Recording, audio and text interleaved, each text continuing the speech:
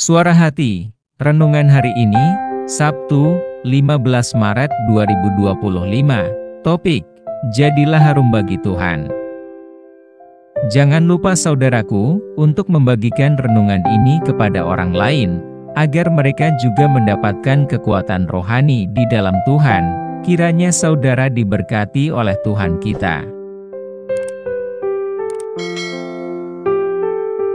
Nas renungan hari ini, Keluaran 30 ayat 7 dan 8, di atasnya haruslah Harun membakar ukupan dari wangi-wangian, tiap-tiap pagi.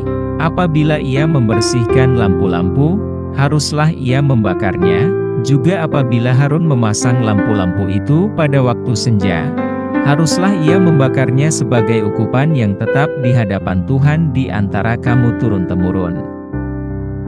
Meja barangkali merupakan benda yang sangat biasa kita perhatikan. Tetapi tidak dapat dipungkiri bahwa semua orang pasti butuh meja.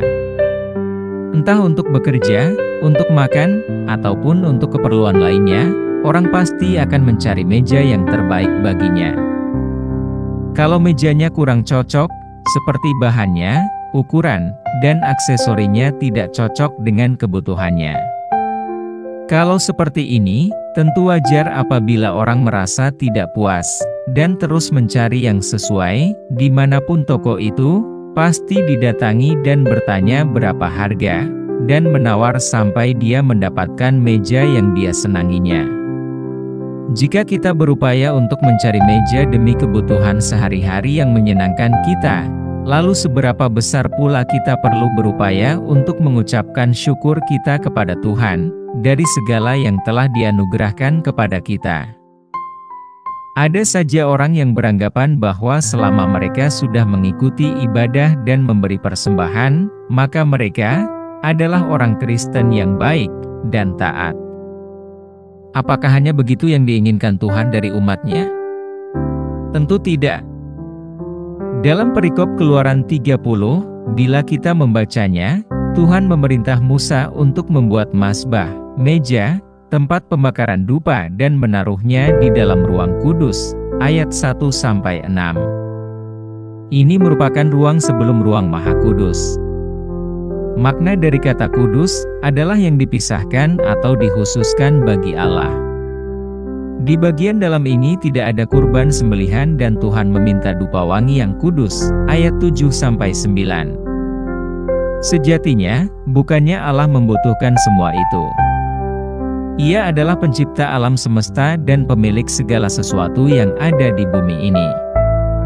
Apa yang Ia kehendaki adalah dupa yang wangi baginya. Dupa melambangkan kehidupan umatnya yang dikhususkan dan didedikasikan kepada Dia. Kehidupan umatnya sudah selayaknya seperti dupa yang harum semerbak, yang melegakan, menyegarkan, dan menenangkan bagi Tuhan. Hal ini juga disuarakan oleh Paulus kepada jemaat di Korintus, yaitu, bagi Allah kami adalah bau yang harum dari Kristus, 2 Korintus 2 ayat 15.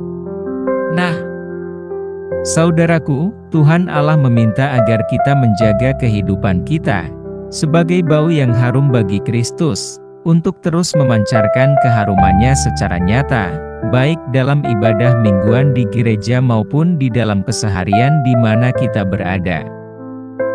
Mari kita sejenak berpikir, selama ini apa yang kita berikan, apakah merupakan yang harum bagi Tuhan? Kalau ya, pasti Tuhan akan senang, tetapi kalau asal-asalan, apakah Tuhan senang? Tuhan tidak menginginkan relasi yang demikian. Ia ingin agar kita memiliki relasi dengannya secara sukacita, puas atau kelegaan, kesegaran, dan ketenangan, tanpa adanya keterpaksaan atau kecemaran dosa yang tercampur. Bagaikan dupa yang senantiasa menyala dan menyebarkan aroma harum semerbak, itulah yang dikehendaki Tuhan. Demikian juga dalam kehidupan kita sehari-hari, selayaknya menjadi berkat bagi orang-orang yang ada di sekitar kita.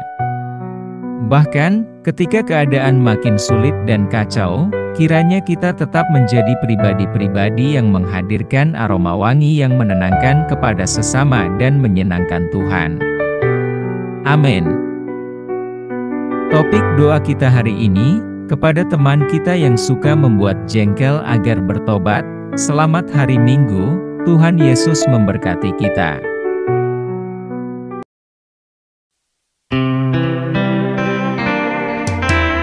Kau Tuhan, pelita hidupku.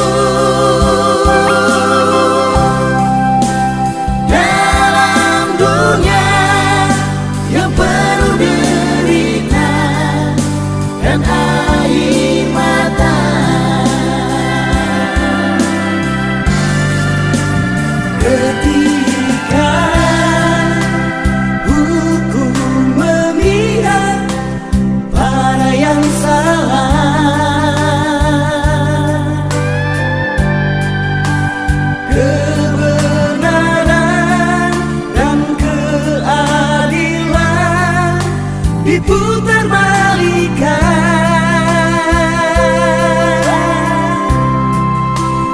yang benar disalahkan, yang salah dibenarkan.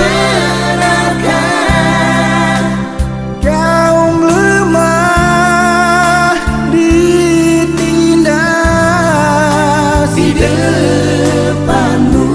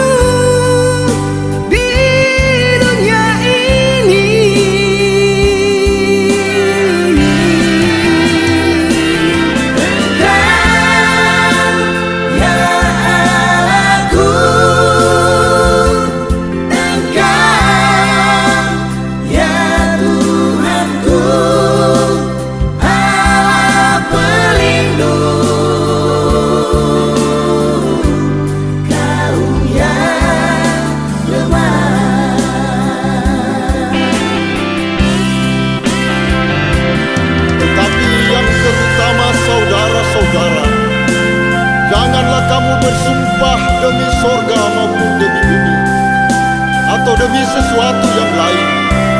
Jika ya, hendaklah katakan ya. Jika tidak, hendaklah kamu katakan tidak, supaya kamu jangan kena